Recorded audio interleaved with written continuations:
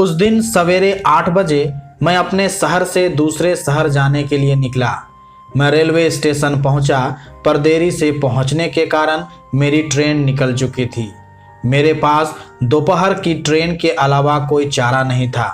मैंने सोचा कहीं नाश्ता कर लिया जाए। बहुत जोर की भूख लगी थी। मैं होटल की ओर जा रहा था। अचानक रास्ते में मेरी नज़र फुटपाथ पर बैठे 2 बच्चों पर पड़ी। दोनों लगभग 10-12 साल के रहे होंगे। बच्चों की हालत बहुत खराब थी। कमजोरी के कारण अस्थि पिंजर साफ दिखाई दे रहे थे। वे भूखे लग रहे थे। छोटा बच्चा बड़े को खाने के बारे में कह रहा था और बड़ा उसे चुप कराने की कोशिश कर रहा था। मैं अचानक रुक गया। दौड़ती भागती जिंदगी में पैर ठहर से गए। जीवन को देख मेरा मन भर आया। सोचा इन्हें कुछ पैसे दे दिए जाएं। मैं उन्हें 10 रुपये देकर आगे बढ़ गया। तुरंत मेरे मन में एक विचार आया, कितना कंजूस हूँ मैं। 10 रुपये का क्या मिलेगा, चाय तक ढंग से न मिलेगी। स्वयं पर शर्म आई, फिर वापस लौटा। मैंने बच्चों से कहा, कुछ खाओगे? बच्चे थोड़े असमंजस में पड़ गए।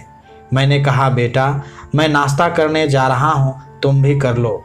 वे दोनों भूख के कारण तैयार हो गए। मेरे पीछे पीछे वे होटल में आ गए।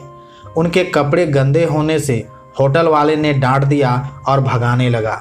मैंने कहा, भाई साहब उन्हें जो खाना है वो उन्हें दो, पैसे मैं दूंगा। होटल वाले ने आश्चर्य से मेरी ओर देखा। उसकी आंखों में उसके बर्ताव के लिए शर्म साफ दिखाई दी। बच्चों ने नाश्ता, मिठाई व लस्सी मांगी। सेल्फ सर्विस के कारण मैंने नाश्ता बच्चों को लेकर दिया। बच्चे जब खाने लगे, उनके चेहरे की खुशी कुछ निराली ही थी। मैंने भी एक अजीब आत्मसंतोष महसूस किया।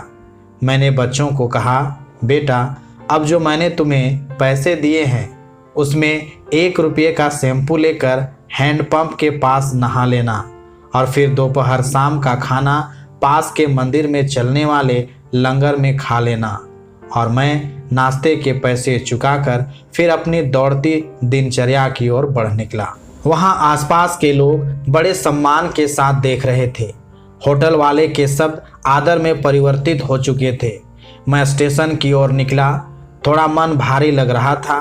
मन थोड़ा उनके बारे में सोचकर दुखी हो रहा था। रास्ते में मंदिर आया। मैंने मंदिर की ओर देखा और कहा, हे भगवान आप कहाँ हो? इन बच्चों की ये हालत, ये भूख, आप कैसे चुप बैठ सकते हैं? दूसरे ही क्षण मेरे मन में विचार आया, अभी तक जो उन्हें नाश्ता दे रहा था वो कौन था? क्या तुम्हें लगता है तुमने वह सब अपनी सोच से किया? मैं स्तब्ध हो गया। मेरे सारे प्रश्न समाप्त हो गए। ऐसा लगा जैसे मैंने ईश्वर से बात की हो।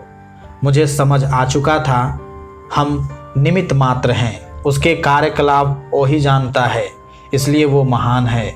भगवान हमें किसी की मदद करने तभी भेजता है जब वह हमें उस काम के लायक समझता है। यह उसी की प्रेरणा होती है। किसी मदद को मना करना वैसा ही है जैसे भगवान के काम को मना करना। खुद में ईश्वर को देखना ध्यान है, दूसरों में ईश्वर को देखना प्रेम है, ईश्वर को सब में और सब में ईश्वर को देखना ज्ञान है।